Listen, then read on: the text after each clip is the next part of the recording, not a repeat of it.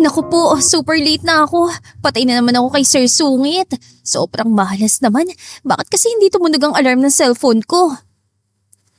Siya si Portia Dimagiba, sekretary ni Gideon. Masayahin, maganda, matangkad, at may crush sa masungit niyang amo. Pagdating sa building na kinaroroonan ng opisina ng Del Prado Company, ay agad siyang sumakay sa elevator paakyat ng 18th floor. Hindi maiwasan ni Portia na bahagyang mapangiwi nang makita makasama niya sa elevator. Mukha siyang teacher na may akay na mga kindergarten students kung ikukumpara sa mga ito. 2 inches na lang ay 6-footer na siya. Hanggat maaari, lagi siya nakangiti pero dahil sa height niya, bihira pa rin talaga siyang ligawan. Nandiyan na ba si Gideon? Tanong niya sa nakasalubong na katrabaho paglabas niya ng elevator. Nandiyan na kanina pa. Bakit ngayon ka lang? Maliligo ka na naman ng sermon, girl. Mahinang sagot ng babaeng tinanong. Napangiwing nagpaalam na siya dito at halos takbuhin na ang opisina ng sir niya sa pagmamadali. 3 taon na siyang sekretarya ng masungit na general manager ng company nila.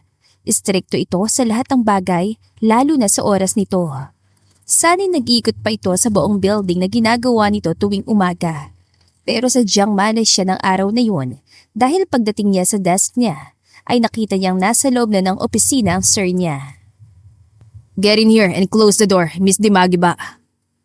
Utos ni Gideon Del Prado, general manager ng kumpanya, masungit, estrikto, guwapo, milyonaryo. Nakangiwing sinunod ni Portia ang utos ng amo. Nakatayo ito sa harap ng office desk nito. May hawak na mga papeles at kunot noong binabasa yun. Sa lahat ng kakilala niya, si Gideon lang ang tanging mas matangkad sa kanya sa height itong 6'3". Ito lang ang bukod tanging lalaking hindi niya kailangang yukuin kapag kausap niya. Anong oras na, Miss Dimagiba? Tanong ni Gideon na hindi pa rin tumitingin sa kanya. It's 5 minutes past 9. You're competent but not irreplaceable, Miss Dimagiba. Sa susunod na maliit ka, huwag ka nang pumasok pa. Ang walang emosyong sabi nito matapos siyang pukuli ng walang emosyon din na tingin. Yes sir. Clear ko lang. Kung malilito ako ulit, mas okay nang huwag na muna ako pumasok at mag-absent na lang, tama? Okay, got it sir. Masigla ang boses na anya. Sa dalas ng pagbabanta nitong sasasantihin siya ay sanay na siya. Rutina nila yun araw-araw. Mas mag-aalala pa nga siya kung sa loob ng isang araw ay hindi siya pinagbantaan nito na aalisin sa trabaho. Matalim na tinitigan siya ni Gideon pero dahil immune na siya sa partikular na titig nitong yun, nanatiling matamis ang ngiti niya rito. Painosenteng nagkibit ng balikat pa siya. Mas tumutulis ang sungay mo habang tumatagal ka dito, Portia. Like secretary sir. Sumaludo pa siya dito. I really should get rid of you. Patalak nito na bahagyang naningkit ang mga mata. Tawagan mo si Herman. Kailangan ko update niya tungkol sa proposal ni Nicole. Dali mo rito ang printed files ng project sa Cebu. Yes sir.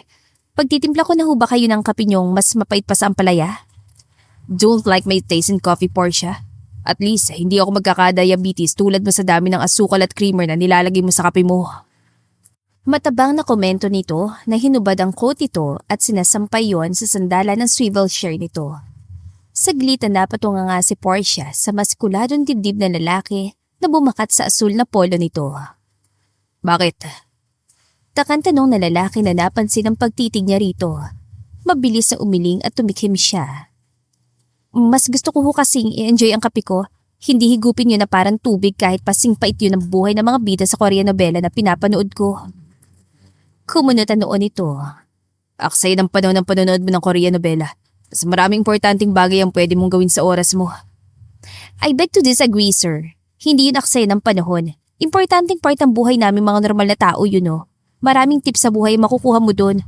Gaya ng tips kung paano mo magagantihan ng babaerong mister mo. Anong gagawin mo kapag nire-incarnate ka sa katawan ng isang reyna sa sinaunang panahon? Inuubos mong oras at pasensya ko, Portia. Gawin mo nang inuutos ko. Palihim na umismid si Portia nang talikuran siya ng sir niya. Matapos ibigay dito ang kape nito, ay bumalik na siya sa mesa niya upang ihanda ang files na hiningi nito. Naku, talaga nako. Kung hindi lang kita crush, hindi ako magtsatsaga magtrabaho dito. Bulong niya sabay irap sa nakasarang pinto ng opisina nito. Nasermonan ka na naman, Portia? Pabirong tanong sa kanya ni Mary, isa sa mga admin staff na katapat niya ang cubicle. Oo, buti na nga lang at napigilan ko lagyan ng pampatulog ang kape ni Sir Sungit. Feeling ko kulang sa pahinga yun kaya laging masungit. Nakatawang aniya kay Mary. Tawa agad na bura ng biglang malaki ang mga mata nito habang nakatingin sa gawing likuran niya. Hindi man siya lumingon, ramdam niya ang presensya ni Gideon sa likuran niya. Katapusan na niya. I'm glad to hear that, Miss Dimagiba. At kung sakali mang hindi mo nga mapigilan lagyan ng pampatulog ang kape ko, tiyak na hindi ka na makakatapak man lang sa harapan ng opisinang ito. The files I need, please. Parang freezer sa lamig ang boses ni Gideon. Yes sir, right away sir. Promise, wala akong plano masama sa inyo sir. Ani Portia ni hindi malaman kung paano makakabawi. Pinuko lang siya nito ng blangkong tingin bago tumalikod at maingat na sinarang pinto ng opisina nito. Dali-dali niyang hinanap ang files na kailangan nito. Ni hindi ito nag-angat ang tingin nang ilapag niya sa mesa nito ang files. Napabuntong hininga na lang siya na makabalik sa mesa niya. At least, hindi ka pa rin tuloy ang sinesante. Pabulong na ani Mary Jane. Oo nga. Maya-maya lang ay lumabas ulit ang opisina nito si Gideon. Parang sundalong susugod sa madugong giyera ang itsura nito kaya nahulaan agad ni Portia na pinapapunta na naman ito sa opisina ni Ma'am Emilia Del Prado, ang presidente at may-ari ng Del Prado Company. Higit sa lahat, si Ma'am Emilia ay tiyahin ni Gideon at Sir Mike. Sinundan niya ng tingin si Gideon. Kahit likod dito ay ang gwapo ring tignan. Bigla itong tumigil sa paglalakad at lumingon sa kanya saka nag-utos. Umakyat ka after 10 minutes. Sabihin mo may emergency akong kailangang ayusin sa planta. Ibig sabihin, kailangan niya magkunwari na may kailangan itong asikasuhin para mabilis itong makatakas sa kung ano man nais ng tiyahin nito na pag-usapan nila. What do you need from me, Tita Emilia? Bungad na tanong ni Gideon sa tiyahin pagpasok niya pa lang sa opisina nito. Sit down, Gideon. Puno ng autoridad na hindi maaaring kontrahin ng boses at anyo ng tiyahin niya. Marahil kung isa pa rin siyang 10 taong gulang na batang bago lang naulila at biglang napunta sa poder nito. Tatalab sa kanya ang utos ito. Subalit nawala na ng epekto sa kanya ang istriktong boses ito nang tumuntong siya ng high school. Noon niya natutunan na gayahin ng parehong kapormalan at kawalan nito ng emosyon sa harap ng ibang tao. Kung tungkol pa rin ito sa pinagtalunan natin kagabi sa bahay, uulitin ko sinabi ko, tita. Hindi ako magpapakasal at mag-aanak dahil lang sa kagustuhan mo. At anong plano mo? Tuluyang mabura ang legacy at lahi natin? Na maputol na lahat ng pinaghirapan ng pamilya natin dahil sa katigasan ng ulo mo? Hindi ako matatahimik hanggat hindi ako nakakatiyak na may pagpapasahan at magmamana sa lahat ng pinundar ng pamilyang ito. Paano kung bukas ay bigla na lang ako mamatay? Sa tingin mo, hindi kita mumultuhin para lang mapilit kitang mag-asawa at mag-anak? Tita Emilia, puti pa si Mike, nagpropose sa nobya niya. Hiniling niya na ako ang kumausap sa pamilya ni Sharon tungkol sa mga detalye ng kasal nila. Natigilan si Gideon. Biglang nanlaki ang mga mata sa mas malalim na ibig sabihin na sinabi ni Tita Emilia. Kaya pala ito mukhang yamot na yamot sa kanya at dismayado. No. Is this a joke, Tita Emilia? You can't be saying what I think you're saying. Mariing aniya na sinamahan ng pag-iling. Binalaan siya nito noon sa posibleng gawin ito kung hindi niya ito susundin. Pero hindi niya naisip na ganito ito kaseryoso sa mga sinabi noon. Isang mahabang buntong hininga ang pinakawala nito. Ipinatong nito ang mga siko sa mesa at seryosong pinagbasdan siya. Kilala mo ko, Gideon. Hindi ko binabawi ang mga salitang binitiwan ko na. Binalaan na kita noon. Baliwalain mo ang utos ko at ikaw din na magsisisi. Mas gusto ko man na sa'yo ipamanan Del Prado. Mas nauna naman si Mike sa pagtupad sa kondisyong kakibat ang pagmamana nito. Kalokohan. Mas matagal na ako nagtatrabaho sa kumpanyang ito. I worked hard for my position. Nagsimula ako sa pinakamababang posisyon hanggang sa maging general manager ako nang walang anumang special consideration mula sa inyo. Tapos ibibigay niyo lang lahat kay Mike ang posisyon niyo. Sa irresponsable at walang alam sa negosyo na taong yun. Tatlong sunod-sunod na katok ang gumambala sa kanila. Come in. Utos ang tiyahin niya sa kumakatok. Bumukas ang pinto at pumasok si Portia na patapos magalang na bumati sa kanyang tiyahin ay bumaling sa kanya na may pag-alala at pag-aalinlangan sa anyo. Sir, Mrs. Pascual is in your office. Galit na galit at ayaw makinig sa mga paliwanag ko. Kailangan daw kayo makausap niya. Isang ideya ang biglang sumulpot sa utak niya habang nakatitig sa mukha ng kanyang sekretarya. Portia, good. Right on time. You're here. Bulilas niya. Humakbang siya palapit dito at inakbayan ito. Napapiksi at nanlaki ang mga mata nito sa gulat. Ngayon ang unang beses na inakbayan niya ito na para bang matagal na silang malapit sa isa't isa. I'm sorry, Portia. Hindi pa natin dapat aaminin to kay Tita Emilia. Pero wala na akong magagawa. Kailangan na nating aminin ng totoo bago pa siya makagawa ng desisyon na pagsisisihan niya sa huli. Pahayag niya. Bahagyang niyuko niya si Portia. Pasimpleng sinenyasan ito na itikom lang ang bibig nito at hayaan siya magsalita. Anong ibig mo sabihin, Gideon? Tinong ni Tita Emilia. Nagtataka at nagdududa ang anyo nito. We are getting married. My little Portia and I are getting married, Tita Emilia. Surprised. Tumaas ang isang manipis sa kilay ni Tita Emilia. More like shocked. Especially with you calling her little when she's as tall as Mount Everest. Matabang ang tono at halatang hindi naniniwala sa kanya na sagot ni Tita Emilia. Mukhang shock ka rin, Miss Dimagi ba? Hindi ka ba nasabihan ni Gideon sa palabas yang to? She's just surprised I told you about us. Like I said, tinatago namin ang relasyon namin dahil ayaw namin pag-usapan kami dito sa opisina. Balak namin ay makausap muna ang pamilya niya tungkol sa relasyon namin bago namin aminin sa inyo ang totoo. Gusto namin magpakasal sa January. Hindi!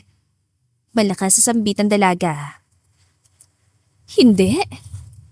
Naiintrigan to nung ulit ang tiyahin niya. Tinapunan pa siya nito na masamang tingin. Hindi totoo mga sinasabi ng pamangkin ko, Miss Dimagi ba? Hindi ho. Ang ibig kong sabihin, hindi kami sa January magpapakasal. Siya lang ho yung may gusto sa January na agad ang kasal.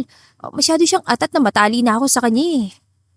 Ani Portia na sinundan ng pilit na tawa. Gusto ko isa next December pang kasal namin para mahaba-haba ang pagpaplano at talagang masunod lahat ang gusto ko sa kasal ko. Namin. Isa pa, kailangan pa ho muna namin ipalaman tungkol sa relasyon namin sa pamilya ko. Ramdam ni Portia na nakahinga ng maluwag si Gideon. Tumango-tango pa ito at bahagyang pinisil ang balikat niya. Plano pa lang namin sabihin yan sa pamilya niya sa kamigin nitong darating na Biyernes.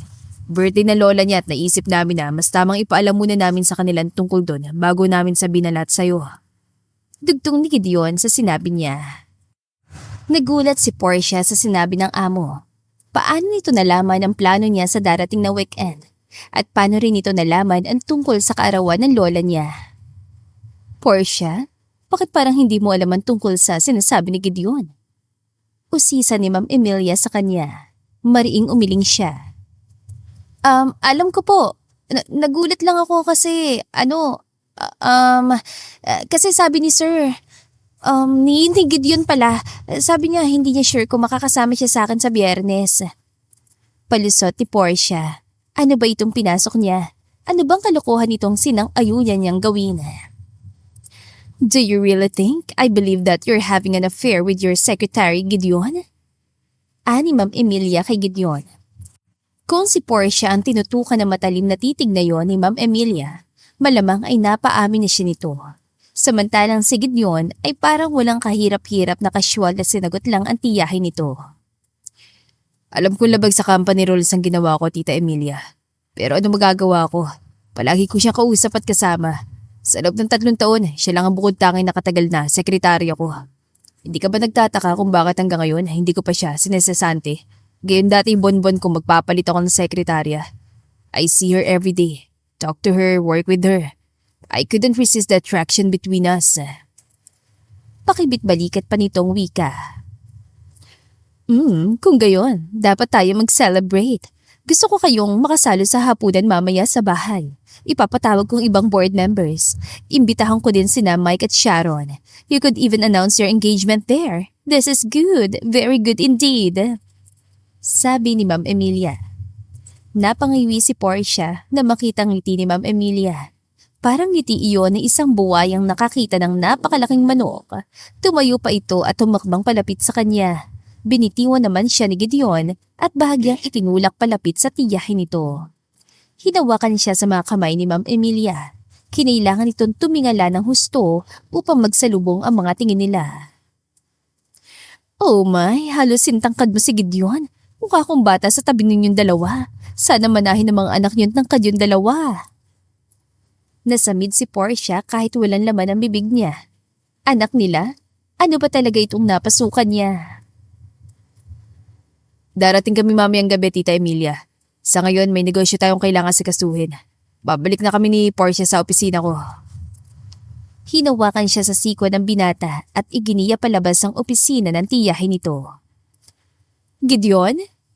Tawag ni Ma'am Emilia. Yes. I want to see the ring, boy. Utos ni Ma'am Emilia. Obviously, nakita nitong walang engagement ring sa daliri niya. Of course. Tanong ng binata. It's being resized. Masikip sa daliri niya kaya kailangan kong ipaayos. Hinintay lang ni Portia na makasakay sila sa elevator pababa sa opisina ni Gideon bago niya ito inulan ng tanong. Ano bang pinagsasasabi niyo kanina? Hay ba kayo, sir? Bakit tayo ikakasal? Boyfriend kita? Kailan pa? Gusto mo palakasan ang boses mo? Sigurado ako hindi ka pa naririnig ng mga nasa kabilang building. Kailangan ko ng explanation, sir. Ipapaliwanag ko lahat sa opisina ko. Pagpasok nila sa opisina ni Gideon, ay naupo ito sa likod ng desk nito. Iminuwestra ang visitor's chair sa kanya. Sit down, mahaba-haba ito. My aunt wants me to get married. Alam kong alam mo ng tungkol dito. Hindi naman yan sinekreto yun. Tumango si Portia. Siyang madalas kasama ng binata kapag binibisita ito dito sa loob ng opisina nito ni Ma'am Emilia. Hindi man sinasadya, ay naririnig niya ang mga pangudyok at pamimilit ni Ma'am Emilia kay Gideon na magpakasal na. Nasa edad naman daw ang binata at gusto ni Ma'am Emilia na maabutan ang mga magiging apo nito. Iisa ang sagot doon ni Gideon. Wala sa plano nito ang mag-asawa o magkaanak. Ang trabaho nito sa kumpanya ang tanging mahalaga dito. Ni hindi nga niya nabalitaan na nagkaroon ito ng seryosong nobya kahit noon pang bago siya maging sekretarya nito. Nakikipag-date ito pero hindi nagtatagal ng 1 buwan ang mga dinidate ito. Hindi ko siya pinakinggan at pinarurusahan niya ako dahil doon.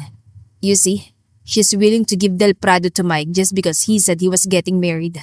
Akala ko na hindi seryoso si Tita Emilia nang sabihin niyang ipapasa lang niyan Del Prado sa kung sino man sa amin ni Mike ang mauna magpakasal at mag-anak. Pero seryoso siya kaya naisip kong sabihin sa kanya tungkol sa relasyon natin at balak na pagpapakasal. Ang kailangan lang natin gawin, unahan sa pagpapakasal sina Mike at Sharon. Don't worry, ibibigay ko lahat ang hingin mo kapalit ang pagpapakasal sa akin.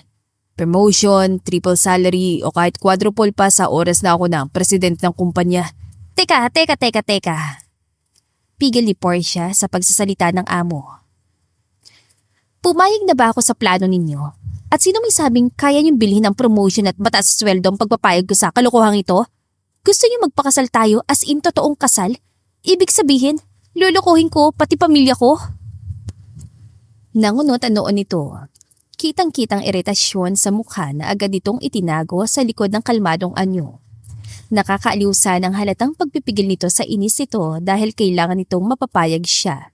Pero hindi nakakatuwa ang nakakainsulto nitong pag-assume na mabibili siya nito ng promotion at tripreng sahod lang. Wala kang boyfriend o maliligaw na balak sagutin, hindi ba? Anong pumipigil sa'yo? What do you want in exchange for being my wife? A house. Ang bibiling ko ang bahay na titirahan natin ay sa'yo ko ipapangalan. Kung gusto mo ng kotse, bibili kita. You can even have one for each of your relatives if you want. Bibigyan kita ng malaking allowance. You won't have to cook or clean for me. Maraming maids para doon. 3 words, sir. Ayaw ko. That's only 2 words. Gigil na itinaas niya 2 nakakuyom na kamao. Ano ba akala niyo sa pagpapakasal? Business deal? Ni wala nga tayong relasyon. We do have a relationship. Out of all the women I know, ikaw lang naiisip kong tumutugma sa babaeng gusto kong pakasalan. Talaga? Bakit? May gusto kayo sa akin, sir? Hindi ko alam yan Hindi makapaniwalang sabi ni Portia. Kinilig yata pati kaluluwa niya. Oo, sige na nga. Yes na siya sa alok nito. Crush din siya nito. Kumunot naman na noon nito at umiling. No, of course not. I want you as my wife because you're the only one who could handle my temper. Hindi ka takot sa akin. Sinasabi mong gusto mong sabihin at hindi ka sinungaling o sipsip. Higit sa lahat, professional ka kaya hindi mo ko inakit tulad ng mga naunang sekretarya sa'yo. Oh, I know about your little crush but you've never acted on it and I like and respect you for that. And most of all, you make my coffee exactly the way I like it. Napatunga nga si Portia sa lalaki. Kape? Dahil sa kape? Hindi makapaniwalang bulalas niya. Mas pinili niyang huwag pagtuunan ng pansin ang sinabi nito tungkol sa crush niya dito. Mamaya na siya magtatago sa hiya. Nagkibit-balikat ito. That and all the other things I said of course. Di yung magiging totoong kasal. Sa harap ni Tita Emilia at ng ibang tao lang tayo kailangang umakto mag-asawa. Wala kang ibang gagawin kundi ang paniwalain silang lahat na mag-asawa tayo. 1 taon, yun ang hinihingi kong panahon sa'yo. Sa loob ng taong yon, ipapasa na sa akin ni Tita Emilia ang pamamahala sa kumpanya. Pagkatapos yon, magpapaanal tayo. Umiling si Portia. Sorry, pero kailangan niyong aminin kay Mama ang totoo. Hindi ako pumapayag sa gusto ninyo.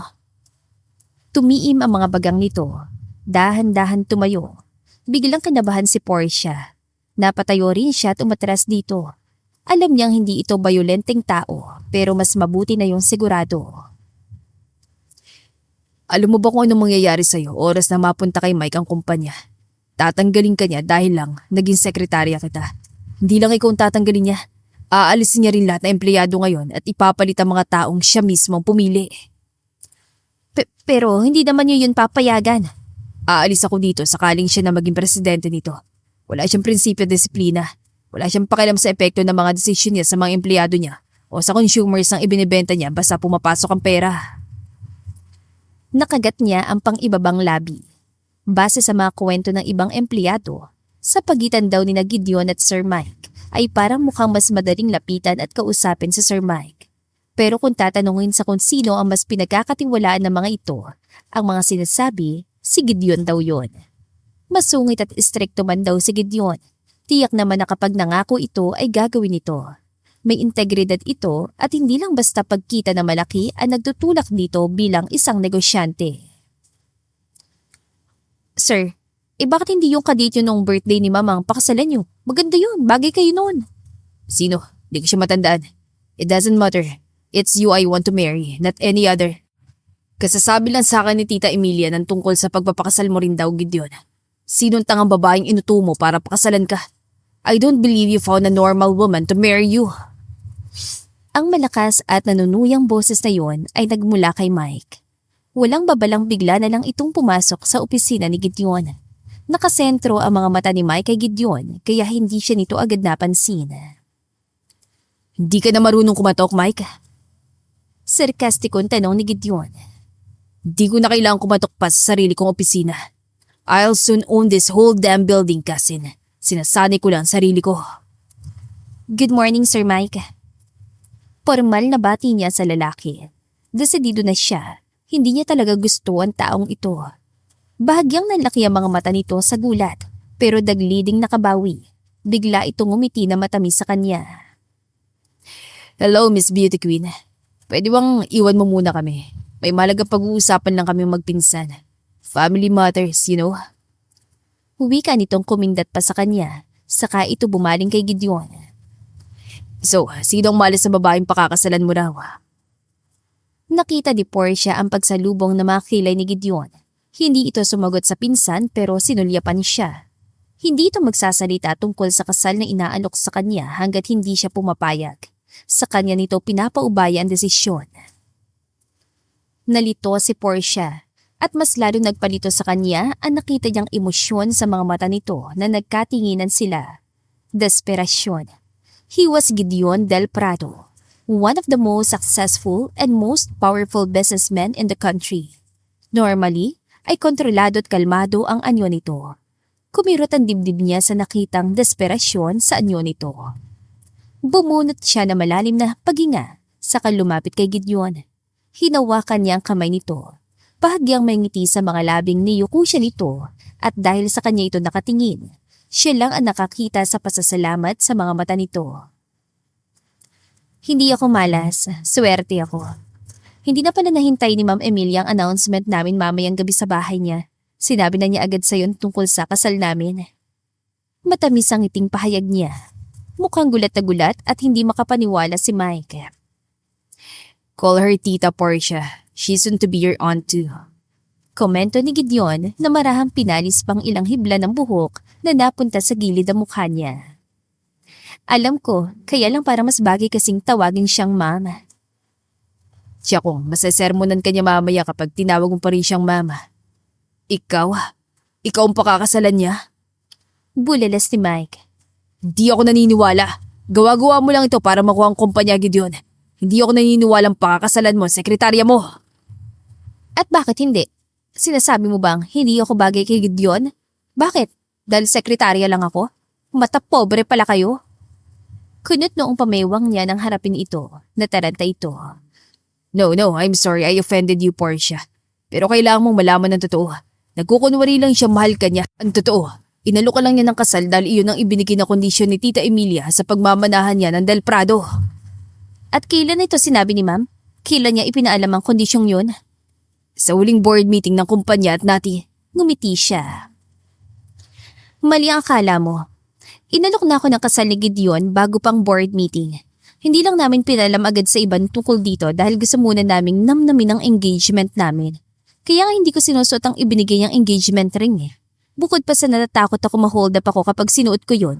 Sinabi ko naman na sa kanya na mas gusto ko ng simpleng singsing lang pero ang pinili niya ay yung pinakamamahalin talaga. Because you deserve the best, Portia. The ring is insured. Di mo kailangang mag-alala kahit manakaw yun. Bibilang kita ng bago.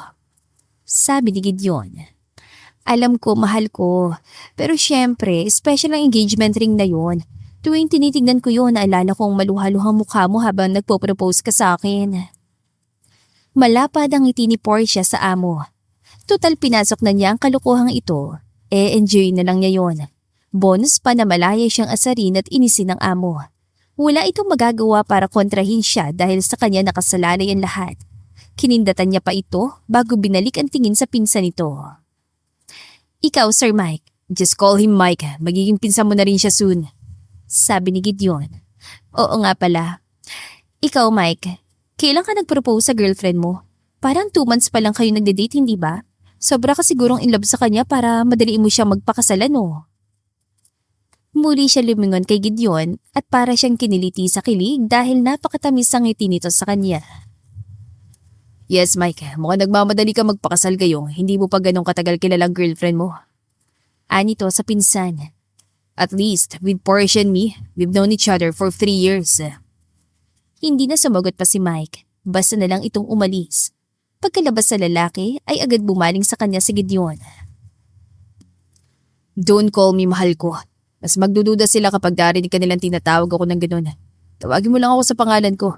Hindi natin kailangan ng terms of endearment bago ako malimutan. Kinuha nitong wallet ito mula sa inner pocket ng coat at naglabas ng credit card na iniabot naman agad sa kanya. Buy your engagement ring. Tiyak, hanapin ni Tita Emilia yun mamaya.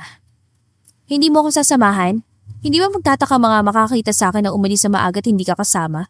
Paano kung may makakita sa akin na bumibili ng engagement ring? At saka saan ako bibili yun? Hindi naman pwedeng sa… Fine. We'll go buy your engagement ring together. Kailangan nating bilisan. Marami pa tayong trabaho na dapat asikasuhin. Kung pupunta tayo sa inyo sa Biyernes, hindi ko yung magagawa nitong weekend. Ibig mo sabihin, nagtatrabaho ka pa rin tuwing weekend? Grabe, hindi ka pala talaga nag-exaggerate sa sinabi mong ang kumpanya ang buhay mo. Nagkibit balikat lang ito. Tandaan mong kwento na pagkasunduan natin . Huwag mo nang ulitin ang kwentong sinabi mo kanina sa may-ari ng jewelry shop. The more lies you make, the harder it is for us to make this look real. Pabulong na bili ni Gideon kay Portia nang iparada nito ang sasakyan sa loob ng garahe ng mansyon ng pamilya nito. Yes, sir. Anything else, sir? Puda ng sarkasmo ang sabi ni Portia. Sinabi lang naman niya sa may-ari ng shop na buntis siya kaya sila magpapakasal dahil nainis siya kay Gideon. Hindi kasi siya dito pinakinggan sa simpleng diamond ring lang ang gusto niya. Isang mamahaling diamond-studded engagement ring ang pinili nito para sa kanya. Natatakot tuloy siyang ilabas mula sa bulsa niyang kamay at baka mawala niyang singsing. Kahit siguro 10 taon niyang sweldo ay hindi sapat para mabayaran yun.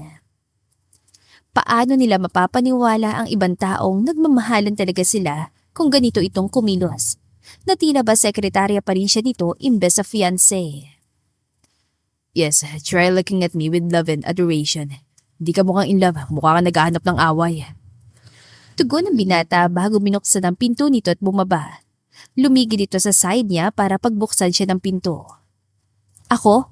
Ako pa sinasabihan mo yan eh, ikaw nga tong kumakatingin parang gusto mo kong silaban ng buhay kanina. Paano sila? Bigla siya nitong kinabig sa bewang at hinalikan ang nakabuka niya mga labi. It wasn't a gentle first kiss. It was an open-mouthed angry kiss meant to shut her up. Kahit malayong-malayo yon sa halik na inaasahan niya, ramdam pa rin niya ang pagkalat ng init sa buong katawan niya. Lalo na nang unti-unting naging banayad ang paggalaw ng mga labi nito sa labi niya. Marangin na plus ito ang mga pisngi niya. May nagsalita sa bandang likuran niya pero hindi niya yun pinansin. Kahit si Gideon ay hindi rin yun pinansin. Patuloy lamang ito sa paghalik sa kanya. I'm sorry, naistorbo ko kayo, Gideon. Kanina pa kayong hinihintay ni Emilia. Nagtataka na siya kung bakit ang tagal niyong pumasok sa loob kaya pinasundo na niya kayo sa akin. Ang naaliw na sabi ni Atty. Camachile, ang matandang abogado ni Ma'am Emilia. We're coming, attorney. Ani Gideon. Tumingin sa kanyang abogado. Nabanggita sa akin ni Emilian tungkol sa engagement niyo. Kakailanganin mo na mas mahabang pasensya pagkasal na kayo. Napakatigas ang ulo ng batang ito. Pabirong anito nang initian siya bago ito muling bumaling sa binata. Masaya akong hindi mo susundan ang yapak ng tiyahe mo, Gideon. Mahalaga magkaroon ng pamilya. Mas mahalaga kaysa maging presidente ng kahit anong kumpanya. Thank you, attorney. Mauna ka na. Susunod na kami. Tungo ni Gideon dito. Tumango ang abogado. Iiling-iling ito habang palayo. Malamang iniisip nitong nais pa nilang magpagsolo muli ng binata kaya pinauuna ito ni Gideon. Muntik na tayo mabuko. If I didn't see him coming, he would have heard what you were screaming. Salubong ang kilay na sermon ni Gideon sa kanya na makalayo ng abogado. Oh! Bulilas si Portia. Hinalikan lang pala siya ni Gideon dahil nakita nito ang abogado. Kung narinig niya sinabi mo, tiyak isusumbong niya tayo kay Tita Emilia. Hindi pa man nagsisimula matatapos ang plano natin. Kasalanan mo naman yon. Hindi ka umaaktong sweet o in love. Sarili mo sisihin mo. Malalaki ang mga hakbang na inunahan niya ito sa paglakad patungo sa pinto ng mansyon. Napaka-arogante nito. Hinalikan na nga siya pero galit pa rin sa kanya. Portia. Ano na naman? Lumapit ito sa kanya. Inabot ang kamay niya at ikinawit yon sa braso nito. Inipit ito sa likod ng tainga niya ang ilang hibla ng buhok niya at marangin na plus sa likod ng mga daliri ang baba niya. Thank you. Yun lang. Simpleng thank you at parang bula na biglang naglaho ang pagkayamot niya. Sir, Gideon, you must call me Gideon. Napalunok siya. Gusto niyang kilabutan sa kilig na gumagapang sa mga ugat niya sa may lambing nitong boses na ngayon lang nito ginamit sa pakikipag-usap sa kanya. Nitong umaga lang, pinapaliguan pa siya nito ng sermon dahil sa pagkalit niya. Ngayon, iginigiitan nitong tawagin niya ito sa pangalan nito. Kung bigkasin ang pangalan niya ay para bang iyon na ang pinakamagandang pangalang nabigkas ito. Tama ba itong ginagawa natin? Biglang naitanong niya rito. Trust me, Portia. I won't let you get hurt. Just trust me. Gulat, pagtataka at pagkaintriga ang unang reaksyon ng mga board members nang makita si Portia kasama ni Gideon. Maliban kina Atty. Camachile, Ma'am Emilia at Mike ay halatang walang iba nakakaalam ng tunay na dahilan ng hapunang yon.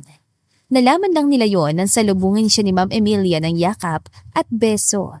Kasunod ang pag-anunsyo sa binabalak nilang pagpapakasal ni Gideon.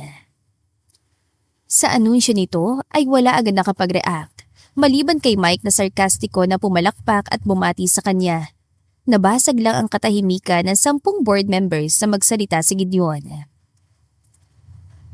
Imposible bang makahanap ako ng babaeng pakakasalan kaya ganyan ang reaksyon niyo? Well, I remember quite clearly how you swore Del Prado is your whole life. Sabi mo hindi ka mag-aasawa dahil sagaba lang yan sa oras mo sa kumpanya. Tugon ni Mrs. Acorda. Nagbago ng isip ko. Binago ni Portia ang priorities ko. Siya lang ang kayang tumapat sa halaga ng kumpanya sa akin. Sagot ni Gideon. Iginiya siya nito sa silyang nasa kanan ng silyang inupuan ni Ma'am Emilia. Binati sila ng iba pang board members pero halata pa rin ni Portia ang pagtataka ng mga ito. Kinakabahan man ay pinilit niyang panatilihing kalmado ang anyo at tono sa pagsagot sa mga tanong ng mga ito. Nakatulong din ang paghawak ni Gideon sa kanyang kamay sa ilalim ng mesa. Ito rin ang sumasalo sa karamihan sa mga tanong. Kinausap kong ilang empleyado sa Del Prado kanina at mukha maliban sa inyong dalawa. Wala nang iba pa nakakaalam ng relasyon niyo. Bakit ganun, Miss Dimagi ba?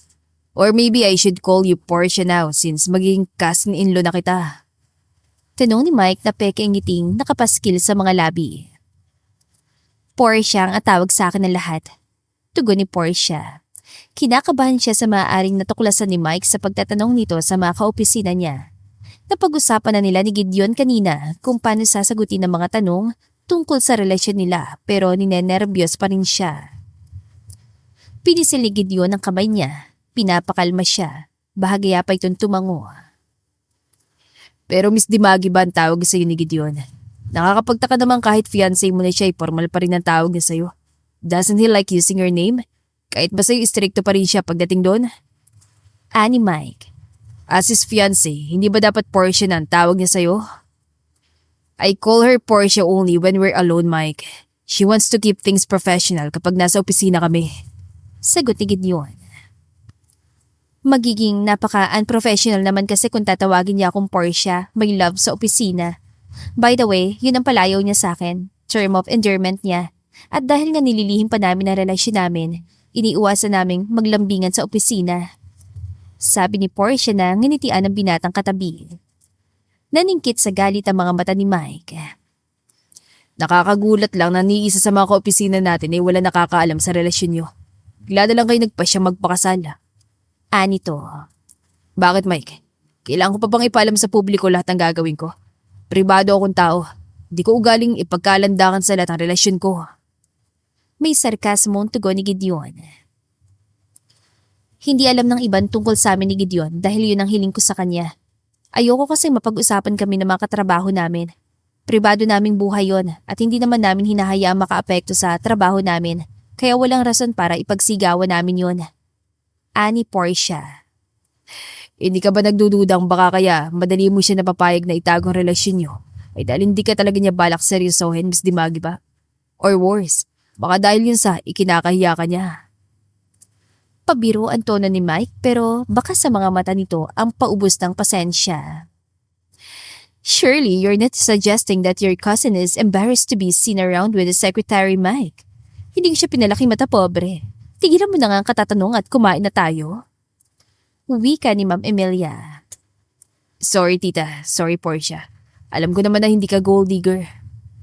Nakatawang ani Mike kahit kabaligtaran ng bawat salitang sinabi nito ang ekspresyon nito.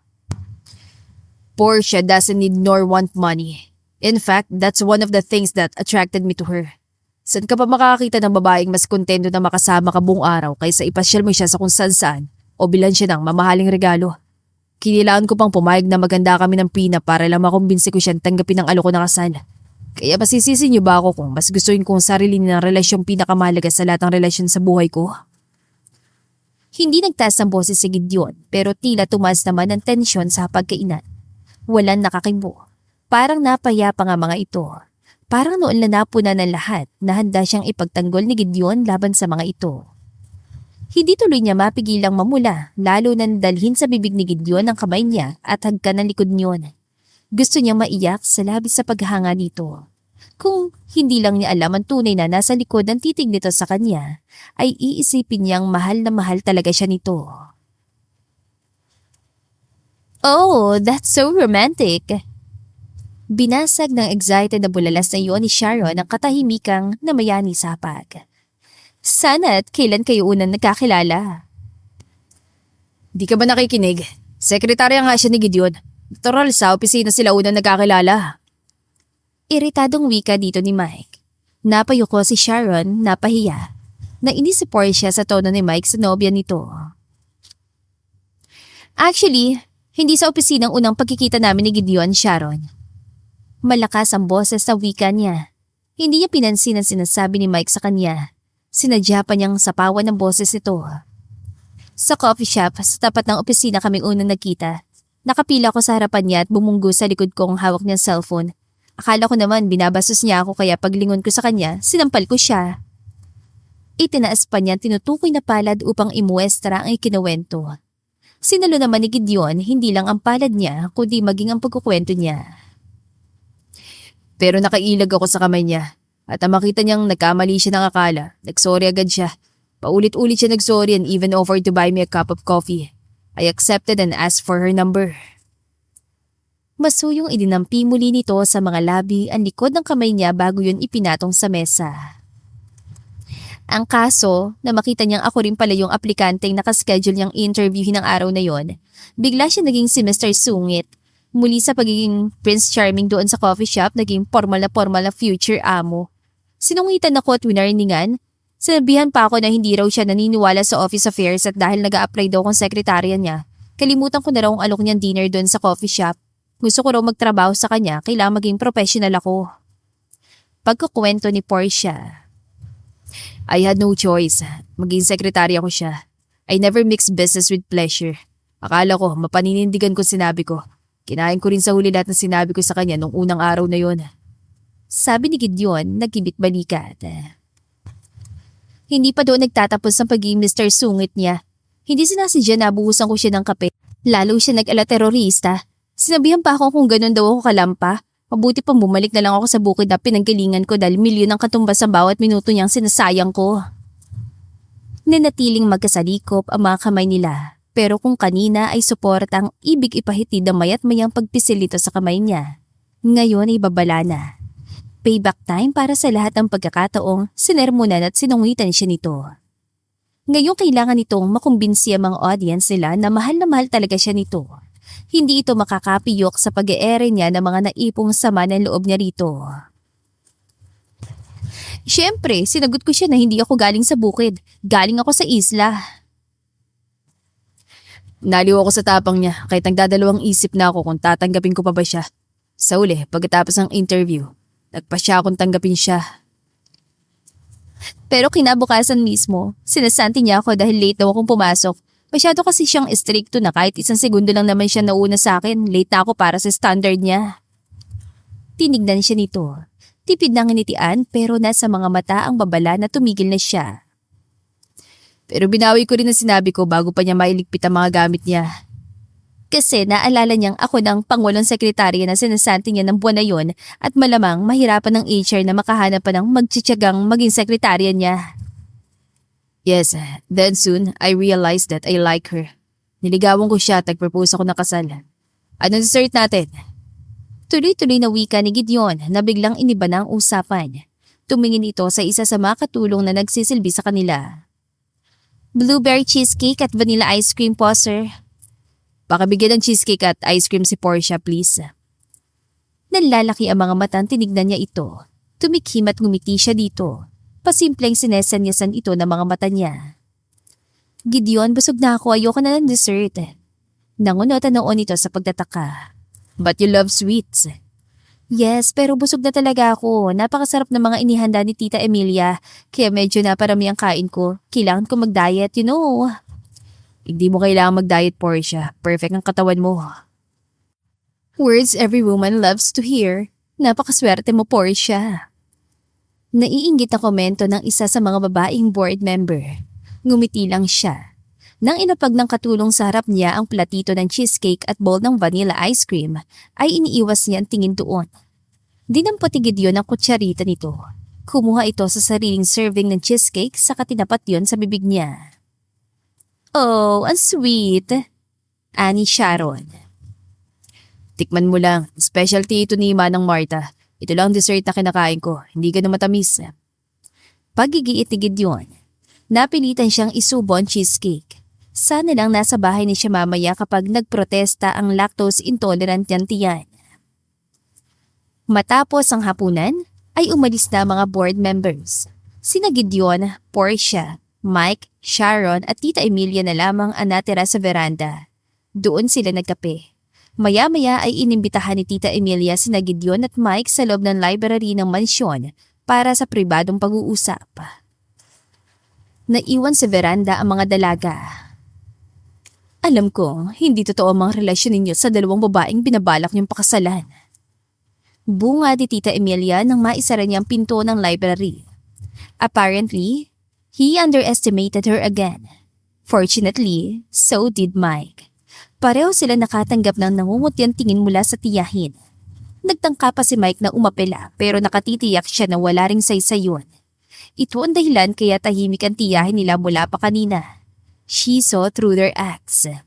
Ang tanong lang ay kung matagal na rin itong alam ang tungkol sa plano ni Mike o nalaman lang nito ngayong gabi na masaksihan kung gaano tratuhin ni Mike si Sharon. Umpisa pa lang, duda na siyang totoong mahal ng pinsan na nobya nito kaya iyon ang pakakasalan. Naniningkit ang mga matang pinukol ni Tita Emilia na masamang tingin si Mike. Alam kong hindi mo talaga gusto si Sharon, pero dahil alam mong mas madali mo siyang mauuto para pakasalan ka at paniwalaing mahal mo siya, kaya ka nagmamadaling makasal kayo. Sa kanya mo ibinaling ang atensyon mo kahit pampinsan niyang si Mikan talagang gusto mo. I also know that you asked Mika first to marry you pero tinanggihan ka niya dahil wala pa siyang balak mag-asawa. Kaya ibinaling mo tingin mo sa mas mahihiyain niyang pinsan na alam mong matagal nang may gusto sa'yo. Anito na hindi tinago ang disgusto sa tono. Namula at kunot noong umiwas ang tingin si Mike. Nang ibaling naman ni Tita Emilia ang tingin kay Gideon, hindi lang galit ang naroon kundi dismaya. At ikaw Gideon, hindi ko inaasahang gagawin mo rin ito sa akin. Hindi ko alam kung anong ginawa mo at napapahig mo sekretarya mo magpanggap na may relasyon kayo. Pero ang isipin mo, mabibilog mong ulo ko sa palabas mong ito ay isang insulto. I expected more from you. Nagtangi sa mga bagang na sinalubong niyang tingin ito. What did you expect me to do, Tita Emilia? Ikaw nagsimula nito nang ibigay mo ang ultimatum mo na ipapasa mong kumpanya sa unang mag-aasawa sa aming dalawa. Anya sa matatag na tinig. Kung hindi naman kasi nito sinimula ng kalukuhang kondisyong yon, ay hindi siya magiging desperado para gawin ang panloloko dito. Mariin naglapat ang mga labi nito. Pinaglipat-lipat ang tingin sa mukha nila magpinsan. Bumuntong hininga ito. At anong balak niyo ngayon? Magpakasal ngayong gabi din mismo para lang maunahan ang isa't isa? Buntisin ora mismo mga babae yun para maiharap sa akin ang magiging tagapagmana ninyo? Puno ng sarkasmong wika nito, marahang umiling-iling ito. No, hindi ko pa dadaliin ng ganoon lang ang katrabaho niyo. Mula sa oras sa ito, simulan na ninyong mag-isip ng mga paraan upang gawing totoo ang mga ipinangangalandakan yung relasyon. Dahil ipapasa ko lang ang Del Prado sa sino man sa inyong dalawa ang magpapakasal dahil mahal kayo at mahal din ninyo talaga mga pakakasalan ninyo. Mariing wika nito. Gulat ang nagkatinginan sila ni Mike. Iisang rumihistrong emosyon sa mukha nila, hindi pagkapaniwala. Siguraduhin niyong makukumbinsin niyo ako. Gawin niyo ito sa loob ng 2 buwan. Kapag hindi kayo nagtagumpay, ibebenta ko ang Del Prado. Ilan segundo silang napatda. Hindi makapaniwala kung tama ba narinig niya. Hindi mo gagawin yun, Tita Emilia. Kaya mo nga kami binigyan ng kalukuhang kondisyon kapalitan Del Prado ay para matiyak na manatiling isang Del Prado ang may hawak sa kumpanya. Tiwalang pahayag ni Mike. Isang malamig na ngiti ang sumilay sa mga labi ni Tita Emilia. That was before you fools made me this angry. Ngayon, pare-pareho tayong magdusa. Hindi ko mapapalampas ang kagaguhan yung ito. Gawin ninyong gusto ko at ang hindi mawala sa inyong kumpanya. Now, get out! Sinikap i-focus ni Gideon ang atensyon sa paghahanap ng butika. Nang makitang pamilyar na lighted sign ng drugstore, ay agad niyang kinabig ang manibela at pinarada ang kotse sa parking lot niyon. Wait here, ako na lang bibili ng gamot. Just wait, alright? Anya dito habang tinatanggal ang seatbelt niya. Oo, bilisan mo na lang dahil kapag na-dehydrate ako't namatay, mumultuhin kita. Singhal nito. Nang mabili niya ang gamot na sinabi nitong iniinom ay dali-dali na siyang bumalik sa kotse. Inabot niya yun dito kasama ng biniling bottled water. Are you alright now? Untag niya dito maya-maya. Hindi, ihatid mo ako sa bahay. Kailangan ko na talaga magbanyo. I'm sorry, I really didn't know. Ang mabuti siguro mag-usap tayo ng tungkol sa mga bagay na dapat nating malaman sa isa't isa. Nakaligtas tayo ngayon dahil hindi masyadong nag-usisa si Tita Emilia. Pero sa susunod, natitiyak kung hindi na siya basta tatahimik lang. Kailangang pag-usapan ang sasabihin natin sa mga tao magtatanong tungkol sa ating dalawa. Saan niyang muling lihim na napangiwi sa ini-imagine na kailangan gawin upang mapaniwala niya itong nahuhulog na ang loob niya dito. Normally, it wouldn't be too hard for him to attract a woman's attention and fickle affection. Ni hindi na nga niya kakailanganing magsalita pa dahil sa pamamagitan lang ng tingin niya, madali na niya nakukuha ang gusto niya sa isang babae. Subalit alam niyang iba ang sitwasyon ngayon. Kailangan niya itong iharap sa altar ng buo ang paniniwalang mahal niya ito at higit sa lahat, mahal siya nito. The women in his life mostly wanted one or two things from him. His money and his fame in the business world. Madali para sa kanyang ibigay ang mga yon dahil wala rin naman siyang ibang kailangan sa mga ito. Pero natitiyak niyang pagdating kay Portia, walang saysay kahit pa ipangako niya dito ang lahat ng perang kaya nitong gastahin sa buong buhay nito o ang impluensya at kasikatang tatamasahin nito sa sandaling taglay na nito ang pangalan niya. Kaya naman wala siyang kaide-ideya kung paano ito paiibigin at papaniwalaing mahal din niya ito. Why did you agree to pretend to be my fiancé, Portia? Hindi ito agad tumugon. Sa halip, ibinaling ang paningin sa labas ng bintana. Was it the money? The promotion? Ganamaya, normal lang naman talaga na Pinaghirapan mong posisyon mo ngayon at matagal mo na rin pinagsisikapan maging mahusay sa pamamahala sa Del Prado. Unfair na dahil lang sa kondisyong ibinigay ni Ma'am Emilia ay mapunta kay Mike ang kumpanya. Hindi pa ako ganong matagal sa Del Prado pero nakikita ko kung gaano ka nire-respeto at pinaniniwalaan ng mga tao doon. Unfair sa lahat kung si Mike ang papalit kay Ma'am Emilia. Gayong mas bagay na sa'yo mapuntang posisyong yun. Natigilan si Gideon. Hindi niya malaman kung matatawa o manliliit sa sinabi nito. Akala nito ay may integridad siya. Pero heto siya at nagbabalak na paibigin ito para lang makuha ang gusto niyang posisyon sa kumpanya. Alam ko kung kailan ang birthday mo. Kilala ko rin ang mga magulang mo at kung saan ka pinanganak. Alam ko mga basic facts tungkol sa'yo dahil sa resume mo pero hindi ko alam ang mga personal na bagay tungkol sa'yo. Yun ang mahalagang malaman ko ngayon. Ano-ano pang mga pagkain hindi mo pwedeng kainin? Napabuntong hininga ito. Tinignan siya, bahagya na pailing. Hindi mo ako pinapaniwalaan? Mas pahayag kaysa tanong yon. Nagkibit balikat ito. Okay, sige. Aaminin ko. Interesado rin ako sa sinasabi mong promotion at kabayarang kapalitang pagpapakasal sa'yo. Kahit pa may pirmahan akong prenup, malaki pa rin ang makukuha ko mula sa'yo. At bibihira ang mga babaeng binibigyan ng ganitong pagkakataon. Bakit ko patatanggihan? Lalo pat kunwaring kasal lang naman ito sa loob lang ng 1 taon. Magiging malaya na ulit ako. He let out a relieved sigh. Somehow, her admission made him accept what he was about to do with a much lighter heart. Practical siya. Practical din ito. Kung kailangan man niyang maging tuso at sadyaing paibigin ito, hindi naman ito malulugi dahil sa sandaling maghiwalay sila, ay titiyakin niyang higit pa sa ipinangako niyang ibibigay dito ang matatanggap nito mula sa kanya. Humikab ito. Ay, inaantok ako. Gising mo na lang ako kapag nasa bahay na tayo. Sumandal ito sa upuan at pumikit. Alright. Do you mind if I put the stereo on? Hindi. Pinuksan nga niya ang stereo at sinalang ang paboritong CD niya. Nang iparada niya sa sasakyan sa harap ng apartment na inuupahan nito, ay hindi niya agad madesisyonan kung gigisingin na ito o bubuhatin na lang papasok ng bahay nito. She's a big girl but she was slender and womanly. Hindi totoong mukha itong Amazona na malalaki ang buto at muscle sa kabila ng katangkaran nito. Bagay na bonus para sa kanya. Sa lahat kasi ng babaeng hinagkan niya, Ito lang ang hindi niya kinailangang yukuin na halos ikabali na ng leeg niya. Their lips fit together perfectly. Nang muli niyang tignan ang nahihimbing na anyo nito, ay pinasya niyang hayaan na lang muna niya itong mahimbing habang pinapasok sa loob ng bahay nito.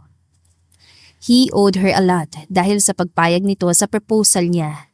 Totoo ang sinabi niya dito na ito lang talaga ang tanging pumasok sa isip niya na alukin ang kasal. Marami siyang kilalang babae na hindi magdadalawang isip na pumayag magpakasal sa kanya. Pero alam din niyang ang mga yon ay hindi niya mapagkakatiwalaan. Iba si Portia. Nakakasiguro siya na kahit payamot na ito o iritang-irita sa kanya, hindi siya basta iiwang nakabitin sa alanganin.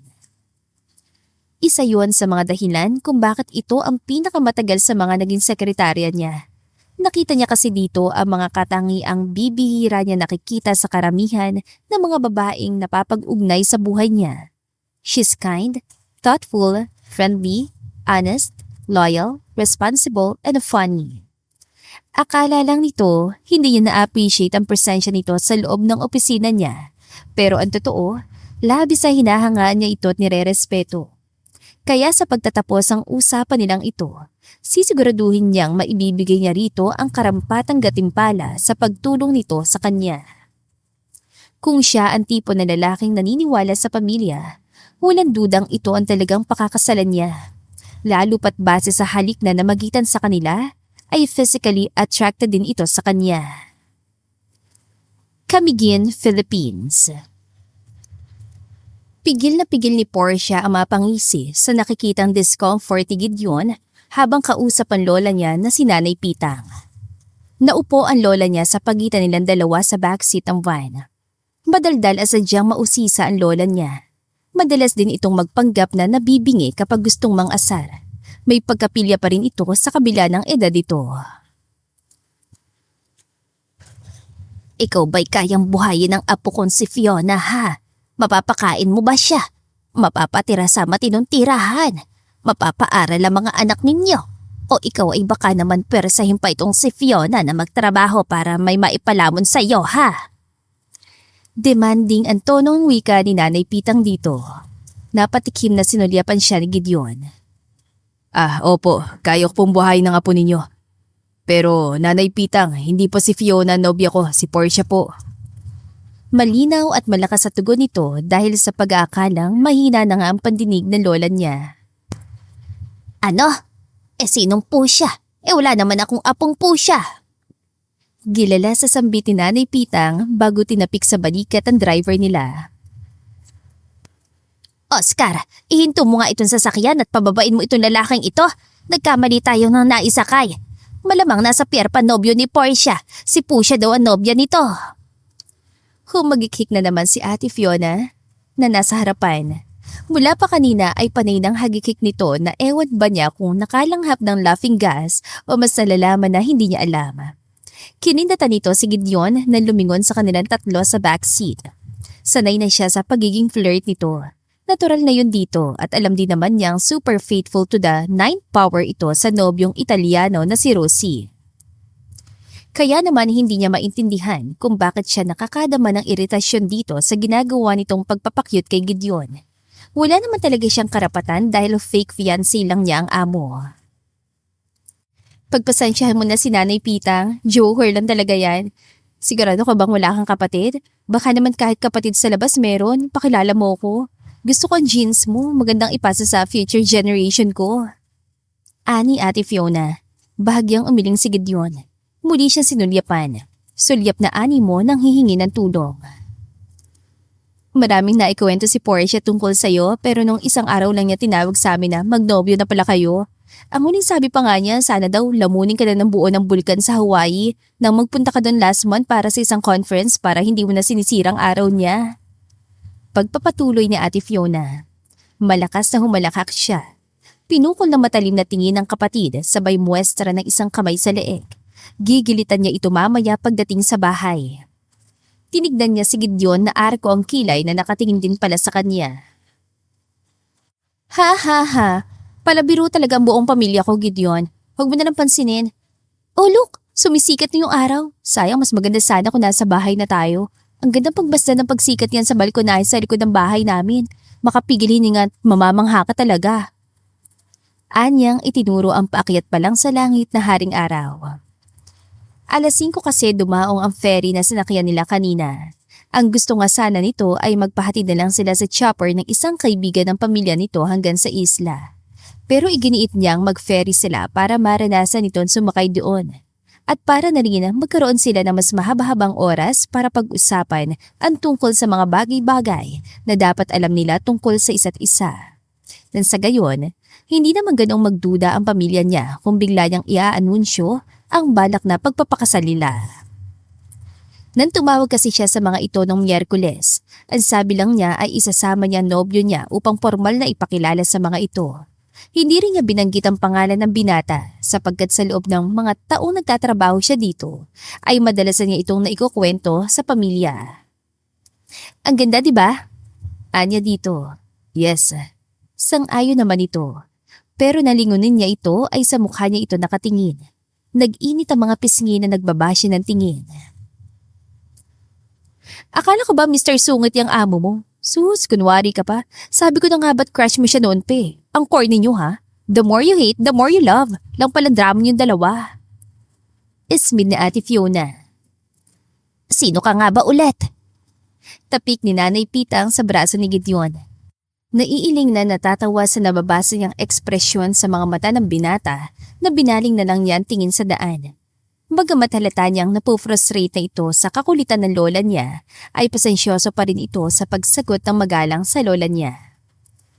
Batidi Portia na kanina pang atat si Gideon na usisain siya ukol sa totoong estado sa buhay ng kanyang pamilya. Hindi nga niya alam kung paano nito napigilan ang mapabulala sa gulat nang makita lumang mansyon ng pamilya niya. Alam niyang malayong malayo yon sa inaasahan nitong makikitang bahay nila. Sa isip nito, marahil ikinonekta ang maliit at simpleng apartment niya sa Manila sa malaking lupain ng pamilya niya dito sa isla. Pagdating nila ay hindi lang pala ang dalawa pa niyang tiyuhin na naghihintay sa kanila sapagkat naroon din ang halos lahat ng iba pang kamag-anak nila. Sa malawak na solar nila, inilatag ang mga mahahabang mesa at doon nakahain ang sari-saring almusal na ipinahanda ng lola niya. Pasensya ka na. Akala ko makakaligtas tayo sa welcoming party kung umagang-umaga tayo darating. Nakalimutan kong basta may uuwi dito sa amin kahit pahating gabi. Magsisipuntahan lahat ng kamag-anak namin. Pabulong na wika niya kay Gideon. You have a lot to explain. Mahinang anito sa kanya. Ang Tito Santos at Tito Fausto ang una niyang lumapit sa kanila. Tulad ng inaasahan niya, kapare sa reaksyon ni na Ate Fiona at Nanay Pitang ang reaksyon ng mga ito nang sabihin niya kung sinong binata. What exactly have you been telling your family about me? Mahinang tanong ni Gideon sa kanya na makaupo na sila sa mesa at matapos ang pagpapakilala niya rito sa mga kamag-anak niya. Pakiramdam ko ako si Hitler, Saddam at Stalin sa paningin nila. Os, baka guni-guni mo lang yun. Matabang na tinignan lang siya nito. Huwag mo nalang pansinin, magbabago din ang isip nila kapag nakita nilang sa totoong buhay ay super sweet, maalalahanin at mapagmahal kang boyfriend. Kaya sige na, subuan mo ko ng itlog mo. Ingnuso niya ang sunny side up na itlog sa plato nito. Please don't joke about that. Napapaligiran tayo ng pamilya mo. Gusto kong bumalik sa Manila ng buhay. Sooner or later, mapapatahon din kita ng buong buo. Mark my words. Sumpa niya rito na inarkuhan lang nito ng kilay. Paano nga pala kayo nagligawan eh? Ang huling balita namin, pinagbabantaan mo na namang sasantihin si Portia. Pag-uumpisa ng interogasyon ni Tito Santos na nakupo sa silyang katapat nila. I can't pinpoint the exact date, place or time. Siguro dahil lahat ng pagtatalo namin ay variation na rin ng normal na ligawan ng ibang tao. I just felt one day that she's the one and I didn't waste any time telling her about it. I guess she felt the same way seeing as she didn't reject me. Pakibit-balikat at tugon ni Gideon. Gusto niyang batukan ito. Mas may excitement at emosyon pa ang tono nito kapag nagde-discuss ang business plan nito. Sinabi nga niyang masyadong OA ang arte nito nung nasa dinner sila ng tiyahin nito pero nasobrahan naman ito ngayon sa pagbabawas ng drama sa pagkukwento nito. At paano naman kami nakakasiguro na hindi mo pinaglalaro ng pamangkin namin? Na hindi mo sinasamantala na nagtatrabaho siya sa iyo para ipilit ang relasyon niyo? Gusto ka ba talaga niya o tinatakot mo lang siyang tanggalin sa trabaho niya kapag hindi siya nakipagrelasyon sa iyo? Ang Tito Fausto naman niya ang humirit pero mas magkakaroon siguro ng dating ang naninindak nitong tono kung kaharap nito si Gideon kaysa likod lang ng ulo ng binata ang pinupukol nito na masamang tingin. Sa kabilang mesa kasi ito nakaupo. Tito, mukha ba akong utu-uto? Ako ang ininsulto mo hindi siya. Siya lang ang igisa mo, hindi ako. Angal niya sa tiyuhin. Sagot, Totoy. Siko kay Gideon ni Nanay Pitang. Tumangot-tango pa ito. Una, imposibleng madala ko ho sa pananakot si Portia. Kilala niyo siya sa palagay ho ninyo. Basta lang siyang papayag kung pupersahin ko siya na makipagrelasyon sa akin. Malamang ako pansaksakin niya sa leeg. Sagot ni Gideon. Natawan nagtanguan naman ang mga kamag-anak niya. Bagay na hindi niya alam kung dapat niyang ikatuwa o ikainsulto. Pero at least, nabawasan ang animosidad sa anyo ng mga tiyuhin niya nang ma-realize na may punto doon si Gideon. Kung sa bagay, ay kung hindi ka naman seryoso sa kanya, imposible ding sumama ka rito para makilala ang pamilya niya. Tumangot-tangon komento ng isa niyang tiyahin. Tumikim si Gideon. Hindi pa nakontento, tumayo pa ito. Hindi lang ako nagpunta dito para formal na magpakilala sa inyo, kundi para na rin hingi ng basabas niyo sa pagpapakasal naming dalawa. Pigil na pigil ang mga kamay niyang habulutin ito sa braso at hilahin pa upo. Hindi niya alam na noon din mismo ay ia-anunsyo nito yon, ni hindi pa niya nababalaan ng lola at mga tiyuhin niya. Gustuhin man, niya lumubog sa kinaupuan nang dumako ang tingin ng lahat sa kanya. Sinika pa rin niyang panatilihin ang ngiti sa mga labi. Napilitan tumayo na rin siya at hinawakan ng kamay nitong nakalahad sa kanya. Buntis ka ba, Portia? Sabay-sabay na tanong ng mga kapamilya niya. Hindi, gusto lang namin magpakasal, hindi ako buntis. Nag-propose siya, tinanggap ko yun. Matagal na kami magkakilala kaya kung sasabihin yung baka nabibigla lang kami. Tinitiyak ko sa inyong hindi. Mahal namin ang isa't isa. Yun ang dahilan namin. Saad niya sa seryosong tinig. Congratulations! Ang ate Fiona niya ang unang bumasag ng katahimikan. Sumunod ang lola niya at mga tiyuhin. Thank you, Fiona. Good night. Tango at paalam ni Gideon sa kapatid ni Portia habang hinihintay itong lumabas sa kwartong anito'y tutulugan niya. Ito ang nagatid sa kanya doon dahil nasa ibaba pa si Portia at kausap ang ilang kamag-anak ng mga ito. Karamihan sa mga yon ay dito rin sa mansyon mananatili hanggang sa selebrasyon ng kaarawan ni Nanay Pitang sa linggo. You're welcome. Konsentidor kami, Gideon, pero hinaan niyo lang at baka maiskandalo mga Jutanders. Kindat ni Fiona bago lumabas ang silid. Napakunot noo sa sinabi nito. Iginala niyang paningin sa loob ng silid. Iglap ay naunawaan niya ang ibig sabihin nito. Hindi iyon guest room tulad ng akala niya kanina. Malaki ang 4-poster bed na pink ang bed covers. Ang dresser, puno ng kung ano-anong beauty products at picture frames. Okupado ang silid na iyon. Bumukas ang pinto at pumasok si Portia. Sa reaksyon ng dalaga na makita siya, halatang alam na nitong matatagpuan siya nito doon. I can sleep here, Portia. I know, I'm sorry pero puno ng lahat ng guest rooms dahil sa mga kamag-anak ko nandito rin. Unless gusto mo makitabi kay Nanay Pitang. Don't worry, may air mattress ako dyan sa closet. At saka baka magtaka sila kapag humiling kang magpalipat ng kwarto. Hindi konserbatibong pamilya ko at ang alam nila dahil magpapakasal na tayo. Nagtatabi na tayo pero... Itinaas niya ang isang kamay. Pinapatigil ito sa pagsasalita. Namumula ang buong mukha nito at hindi ito makatingin na diretso sa kanya. It was very obvious that she was nervous. It's alright. Anya, bahagyang napailing siya. Actually, ikaw ang dapat kong tanungin kung ayos lang to sa'yo. Ayos lang, wala naman tayong magagawa. Baka makahalata kasi sila kapag lumipat ka pa ng kwarto. Doon ang bathroom, mauna ka na. No, you go first. Ayusin ko na lang muna ang higaan ko. Hindi na ako na mag-aayos, sige na mauna ka na. Bahagyang napangiti sa tila aligaga nitong ikinikilos na minasdan niya ito habang nilalabas ito mula sa closet ang sinasabi nitong air mattress. This is the first time you'd share room with a man? Tinapunan siya nito na mabilis sa tingin. Oo. Inilatag nito sa paanan ng kama ang mattress. Pinatungan ng malinis na bedsheets mula sa closet at nilagyan ng unan at kumot sa ulunan. May kumurot sa puso niya habang pinapanood itong inihahanda ang tulugan niya. Masinop ang pagkakaayos ito sa higaan na para bang nais tiyaking maging komportable siya sa paghiga doon mamaya. Ipinilig niya ang ulo. Bakit? Kung hindi naman pala conservative ang pamilya mo. At anong gusto mo? Magdala ko ng lalaki dito linggo-linggo? Siyempre, nire-respeto ko rin sila, Nanay Pitang. At saka hindi ka naman nila papayagang matulog dito kung hindi mo inanunsyong ikakasal na tayo. At balak nila kanina sa kwarto ni nanay ako patulugin. Why didn't you tell me you were rich? And why are you working for me when you already have all this? Why live in that small apartment you have in Manila? Palundag na naupo ito sa gitna ng kama nito. Si Nanay Pitang ang mayaman, hindi ako. Maaga kaming naulila ni Ate Fiona kaya si Nanay Pitang nang halos nagpalaki sa amin. Bata pa kami, sinanay na niya kami na kung may gusto kaming makuha, kailang paghirapan namin. Huwag daw kaming umasang basta niya lang ibibigay yun dahil kaya niya. Lumaki kasi siyang mahirap at ipinagmamalaki niyang kahit hindi siya anak mayaman na kaya niyang maabot ang mga pangarap niya. Nagtapos ako ng business course, related doon ang trabaho ko sa inyo kaya doon ako nagtatrabaho. Yung apartment ko, yun lang ang kaya ng sweldo ko sa inyo kaya doon ako nakatira. End of story. Pinagmasdan ni Gideon ang maaliwalas sa mukha ni Portia.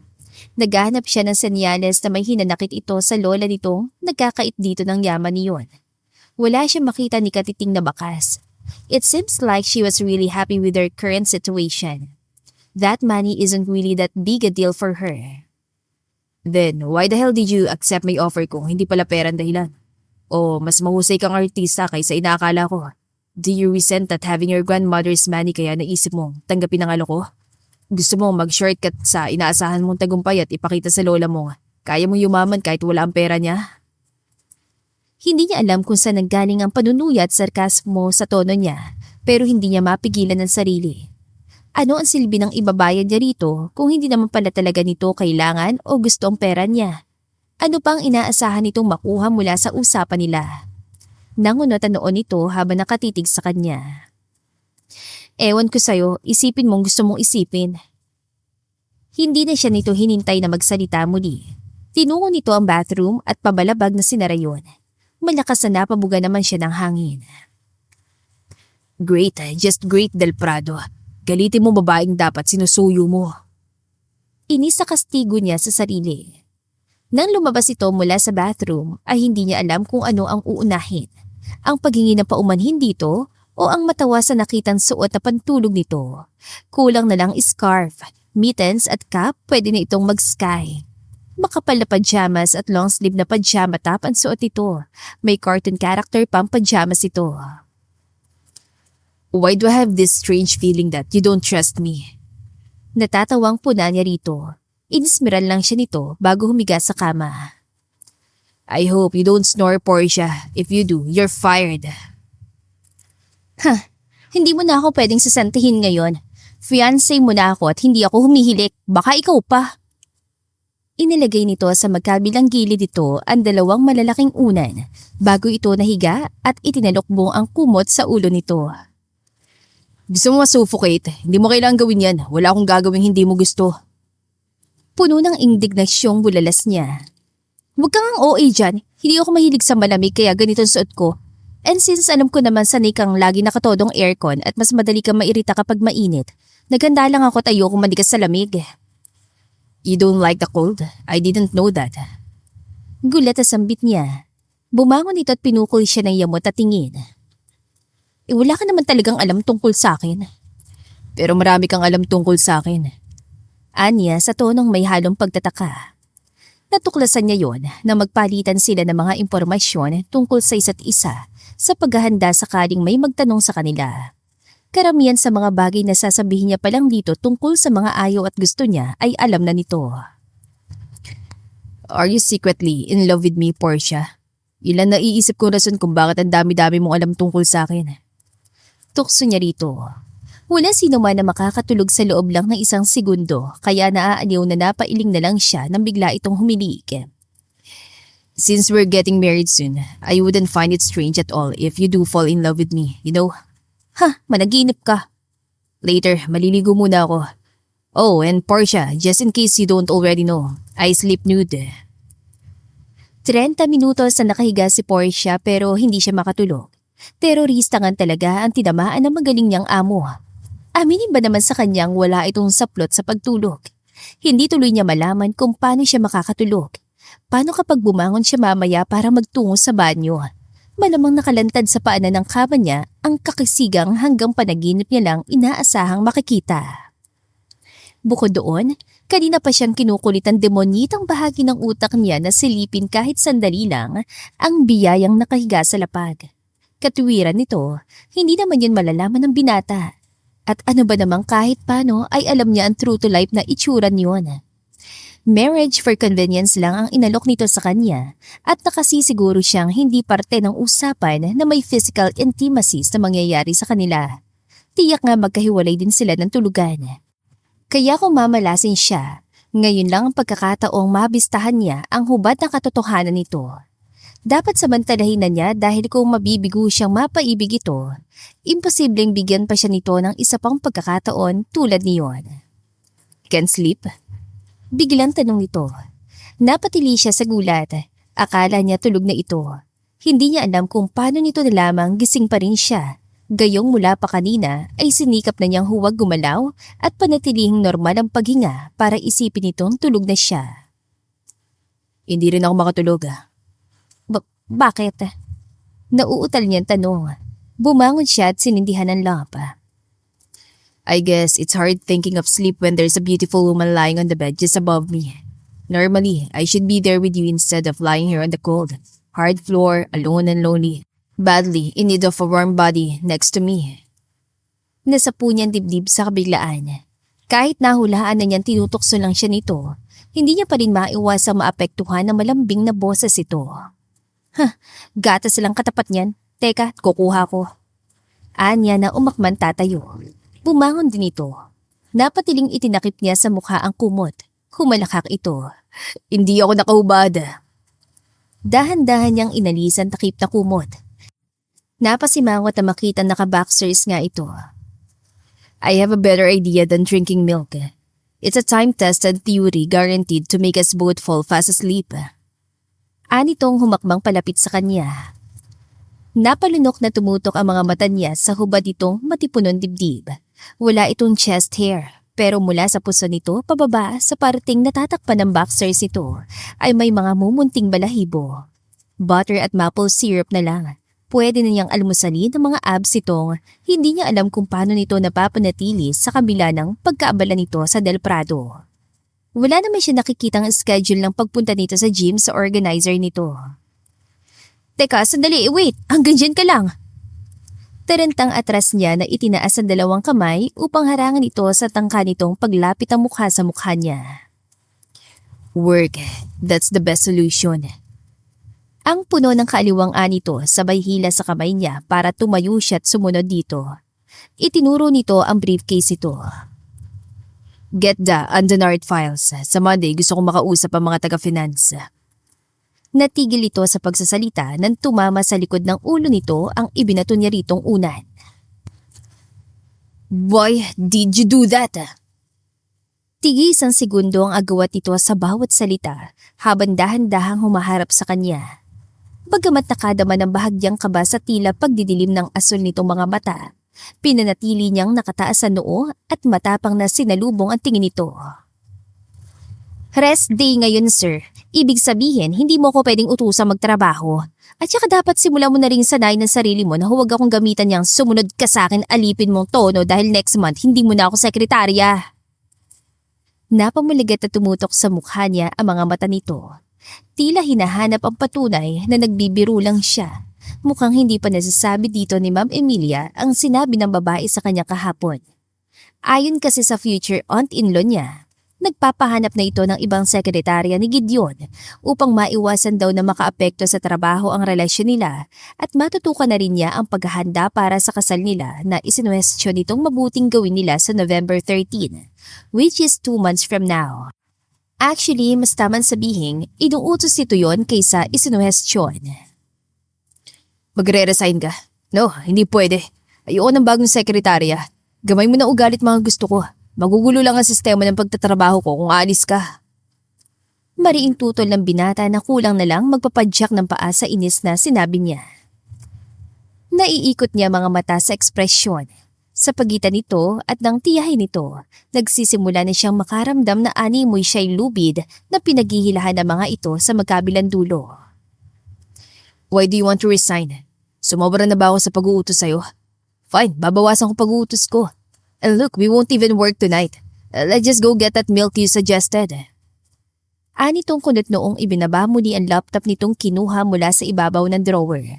Mistula itong batang kinukumbinsi ang inaway na kalaro na batiin na ito at makipaglaro ulit dito. He wasn't exactly pouting but his tone and expression in his eyes shows disgruntled acceptance. Napailing na bumuntong hininga siya. Sa pagitan nito at ang tiyahin nito, mas gusto niyang pagbigyan ito. Kaya bahala na sa Lunes kung paano niya kukumbinsihin si Ma'am Emilia na hayaan siyang manatiling sekretarya nito. Hindi ka umiinom ng gatas? Taas kilay na bulala si Portia nang tanggihan ni Gideon ang inaabot niyang baso ng gatas dito. Bakit nagayakang bumaba tayo dito? Ikaw nagsabing gusto mong kumuha ng gatas para makatulog ka, di ba? Kunot noong ani naman ito. Akala ko ikaw ang gustong uminom niyan. Di ako uminom ng gatas. Napailing na natampal niya noo. Ay nako, bakit naman ako iinom ng gatas lactose intolerant nga ako, di ba? Hinila niyang isang stool sa kitchen counter at naupo doon. Naupo naman ito sa tabi niya. Itinulak niya sa harapan nito ang platito ng raisin cookies sa kinuha niya. Thanks. Dumampot ito ng isa. I like your family. They're nice. Napangiti siya sa tono nito na tila hindi rin makapaniwala na nagustuhan nito ang kanyang pamilya. Nagustuhan ka rin nila. Medyo may pagka-stricto at suplado ka lang daw sa una pero hindi ka naman pala daw kasing sama tulad ng ikinawento ko sa kanila. Tungkol doon, ganun ba talaga ako kasama sa paningin mo? Natatawan tinapik niya ang kamay nito. May good points ka rin naman. Kapag hindi ka sarcastic, nanenermon dahil sa mumunting pagkakamali ko, nanunuyat nag-uutos sa parabang ang tingin mo sa akin robot na hindi napapagod. Napangiwi ito bago nilingon siya. I'm that bad, ha? Nagkibit-balikat siya.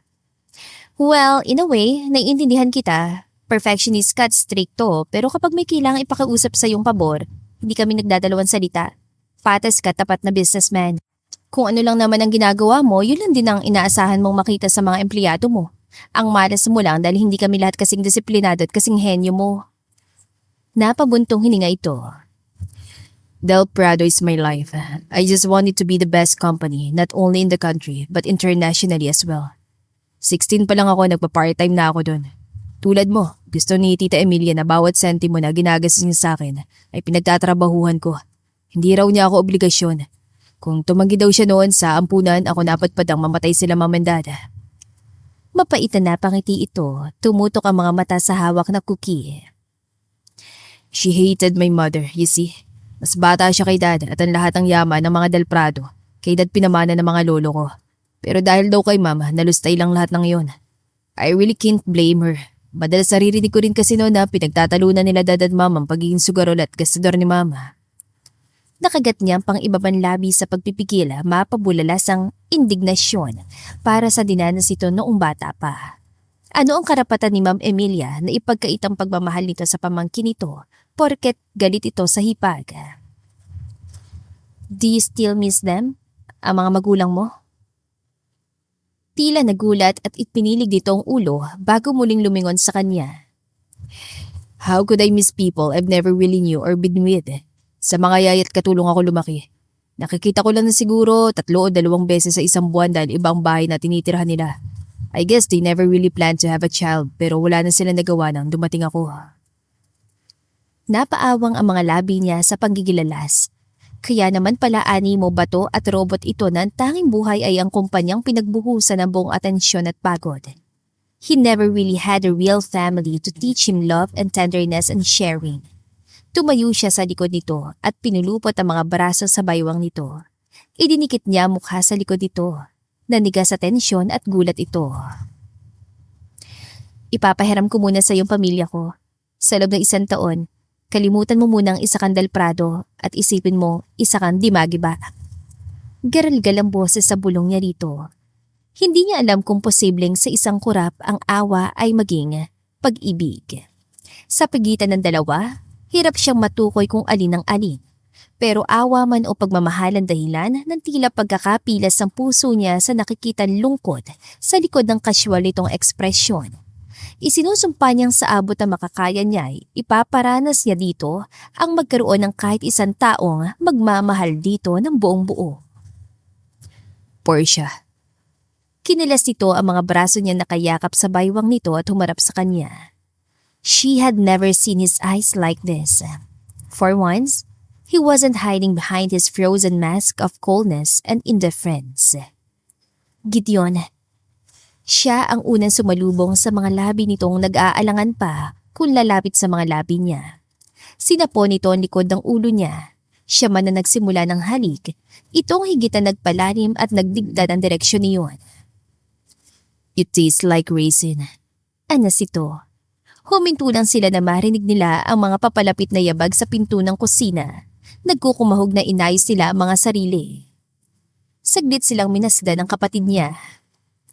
Nakita ko na kayo kanina. Bumalik lang ako kasi pababa si Tito Santos. Hindi yung konsentidor tulad ko kaya larga na. Sa kwarto niyo na ituloy yan. Wala na si Gideon sa silid na magising kinabukasan si Portia. Ayon sa isa sa mga tiyahin niya na nakasalubong sa loob ng dining room, ay sinaba daw ito nila Tito Santos at Tito Fausto sa paglilibot sa isla. Kaya ang Ate Fiona lang niya ang kasabay niya sa pag-almusal. Ang totoo, tapos sa itong mag-almusal pero gusto lang tumakas sa mga gawain sa labas para sa paghahanda sa party ng lola nila mamayang gabi. So, masarap bang hotdog? Untag nito sabay pilyang kindat sa kanya. Sinabi na nga ba niya, hindi na siya nito palalampasin sa naabutang eksena kagabi. Shh! Saway niya rito. Tayo lang naman dito. Sige na, kwento na sister. Sweet and juicy ba o maitimit? Nakagat niya ang pang-ibabang labi. Namumulang napayo ko. Yung huli. Ay, ang swerte mo sister! Saan siya swerte? Sabat ang Tito Santos nila na pumasok ng dining room kasunod si Gideon. Nagtama ang mga paningin nila ng binata. Masuyong ngitian siya nito. Lumapit ito sa kanya at magaang nahinagkan siya sa mga labi. Good morning. Bati nito. Good morning. Kagabi, pagbalik nila sa silid niya ay naging masunurin ito sa kapatid niya. Itinuloy nga nito ang naudlot nilang eksena sa kusina. At may panibago siya natuklasan dito tulad ng may natuklasan din ito sa kanya.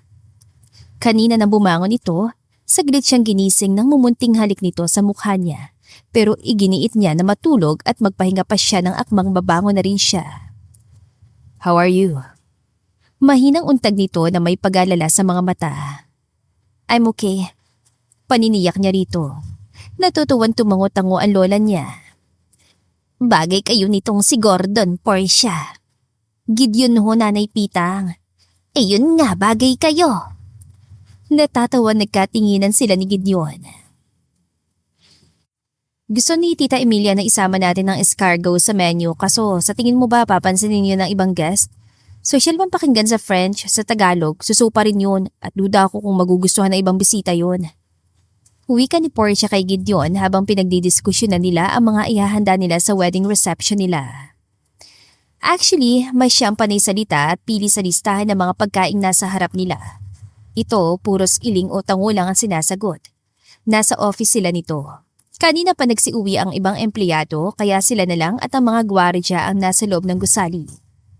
Normally, papeles tungkol sa kumpanya ang pinag-o-overtime nila pero ngayon, menu para sa kasal nilang 3 weeks from away na lang. Gideon, Let's tell your family the truth, Portia. Maang na napatitig siya dito. Ano? I can't go through with this. Your family has been so good to me. At kahit ikaw, hindi ka dapat ganito. Hindi mo dapat pinadali ng ganito ang trabaho ko. Tila nang aako sa paan tonong anito sa kanya. Marahas sa tumayo ito. Lumakad patungo sa glass walls ng opisina nito pero muli ring lumakad pabalik sa tapat niya. Why are you marrying me, Portia? Bumuka ang mga labi niya pero ang akmang pagsagot ng because I love you ay hindi na ituloy dahil sa nabasang pinipigil na galit at pangungutya sa mga mata nito habang nakatitig sa mukha niya. I know. I've known since that night we first made love. No, I've known ever since you agreed to this fake marriage. Pero pinilit ko sarili kong huwag maniwala sa malinaw na nakikita ko sa mga mata mo. Gideon, Hindi ko gustong ituloy ang peking kasal natin, Portia. pinalasabi nito saka lumabas ng opisina. Naiwan siyang tulalang nakatingin sa pintong nilabasan nito. Ramdam niya ang mainit na pagtulo ng mga luha sa pisngi pero wala siyang lakas para pahirin yun. Sumugal siya pero mukhang talo siya. Hindi niya nagawang paibigin din sa kanya ang lalaking mahal niya. Kamigin. Hinintay ni Portia ang bayolenteng reaksyon ng mga kapamilya matapos marinig ang ipinagtapat ni Gideon sa mga ito. Ang sabi niya ay siya na magsasabi sa mga kapamilya. Pero iginiit nitong ito na raw dahil ito naman talaga ang may ideya niyon. Tama lang na dito mabunto ng galit ng mga kapamilya niya, hindi sa kanya. Inimbitahan nito sa restaurant dito ang buo niyang pamilya upang doon ipagtapat ang totoo sa mga ito. So, saan nga niyo balak mag-honeymoon? Por favor, baguhin niyo napili yung location ha. Napaka-cliché na kung sa Hawaii lang din no. Lahat ng yata na nag-honeymoon doon pumupunta. Wika ni Ate Fiona sa parehong tonong gamit ito kanina. Walang panguusig sa anyo nito. Walang panunumbat sa ginawa nilang pagpapanggap. Hindi mo ba ako narinig, Fiona? Hindi kami totoong magkarelasyon ni Portia. Niloko namin kayo para mapasakin ang kontrol sa Del Prado. Hindi makapaniwalang bulalas sa Gideon. Inilibot ang tingin sa bawat mukha ng mga kapamilya niya. At tulad ni Ate Fiona, wala ni isa man sa mga ito ang kinakitaan niya ng inaasahan nilang galit at hinanakit. Narinig ka namin, Gideon. Anong akala mo sa amin, bingi? Ani Nanay Pitang na nakuha pang ngisian si Gideon. Pero matagal na naming alam yon. Ano bang akala niyong dalawa sa amin, uto-uto? Abay hindi ako umabot sa edad na ito para lang maisahan mo, Totoy. Nanay, pero paano niyo po nalaman? Tanong ni Portia. Tumawag dito ang tiyahin ni Gideon at sinabi sa amin ng totoo 1 linggo matapos mong ipakilala sa amin si Gideon. Nung una, natural na galit kami. Pero nakumbinsi kami ni Ma'am Emilia na hayaan lang kayo sa drama ninyo. Tulungan daw namin siya na iparealize sa inyo na si Portia talaga nababagay sa iyo. At dahil nagustuhan naman namin ang ugali mo at nakikita naming masaya si Portia kapag kasama ka, naisip naming mapabuti ngang hayaan namin kayo sa drama ninyo. Tugon ni Nanay Pitang. Naningkit ang mga mata at tumiim ang mga bagang ni Gideon. That damn it. Gigil na bulalas ito. Sa simula pa lang ay ito na talaga ang plano ng tiyahin nito. Ma'am Emilia was playing matchmaker all along. Sa nakikita naman namin ay hindi na basta arte lang ang mga ipinakita ninyong dalawa. Siguro hindi nyo palang maamin sa isa't isa pero talagang bagay kayo sa isa't isa. Kung hindi ko nagustuhan ang ugali mo, Totoy, hindi ako papayag sa hiniling ng tiyahin mo. Hindi ko rin naman gustong mapunta lang sa kung sinong apo ko pero natutuwa ako sa'yo kaya wala akong angal magkatuluyan man kayo. Saad ni Nanay Pitang. Napatingin si Gideon sa kanya, nag-aalala. You're not mad. She manipulated us, damn it. Bakit mas mukhang ikinatutuwa mo pang ginawa niya? Anito, tumingin siya rito. Nakakatawa naman kasi talaga. Isipin mo, may romantic bone din pala sa katawan ni Ma'am Emilia. Sa tingin ko, gusto lang niya na huwag mong gayahin ang ginawa niya. Ang tumanda nag-iisa, kaya niya naisip ang planong to. Bakit ako magagalit? Kung tutuusin, pinagtangkaan din nating lokohin siya, di ba? That's not the point. Tumango-tango si Nanay Pitang. Tama, dahil lang punto. Akala mo maiisahan mo ng tiyahin mo. Ang kaso, ikaw palang naisahan niya. Pero hindi na importante yun ngayon. Ang importante ay maayos ninyong kasal niyo. Tulad ng sabi ko, ako na sasagot sa lahat ng gastusin at gusto ko dito sa kamigin ninyo yun gaganapin. Gideon, tinitigan siya ng lalaki. Humihingi ng paumanhin ng mga mata nito na marahang umiling-iling. I'm sorry, Portia, but I can't marry you. Walang lingon na tumalikod na ito at umalis. Isang bahagi niya ang naguudyok sa kanya na tawagin ang pangalan nito. Pero ang mas malaking bahagi ay nangangambang kahit gawin niya yon, ay malamang bilisan lang lalo nito ang paglayo. Hindi naisip ni Portia na may karuwagan din palang itinatago si Gideon. Nang buksan niya ang pinto ng kwarto niya at makitang iniwan nitong sulat sa ibabaw ng kama niya, ay iglap nagbago ang opinyon niya. Dear Portia, I'm sorry but I really can't marry you. Please don't think that it's because of who you are. It's more because of who I am. You're a warm, loving, and beautiful person. You deserve to marry a man who will love you with everything in him. I cannot be that man. But know this, of all the women in the world, you're the only one who got so close to me. I don't know how I could get you out of my blood. Take care of yourself. Gideon. Hindi kita pinalaking duwag, Portia. Bakit hindi mo habulin ang lalaking yon at ipaunawa sa kanyang mali ang desisyon niyang pagtakbo? Pukaw ni Nanay Pitang sa pagkatunganga niya sa hawak na sulat. Gulat na nilingon niya ito. Ni hindi niya namalayan ang pagsunod ito sa kanya. Bagay na natawa siya, iwinagayway ang sulat. 3 years, Nanay. 3 years ko nakasama ang taong ito. Ang kontrabida na ito. Pero ni minsan hindi niya ako nasabihan ng kahit isang mabuting salita tapos ngayon ito, iiwanan niya ako na sulat na ganito. Pwes kung ayaw niya, huwag niya. Kumunot ang noo ng lola niya. Hindi siya aalis kung baliwala ka sa kanya, Portia. Na makilala kong batang yon, nakita kong mahirap para sa kanya magtiwala sa ibang tao. Manhid siya at makasarili, yun pong ibig yung sabihin. O masyadong sensitibo at takot lang masaktan. Kaya mas pinipiling itulak palayo ang mga taong nakapaligid sa kanya kaysa bigyan ng mga ito ng kakayahang saktan siya. Napatitig siya dito.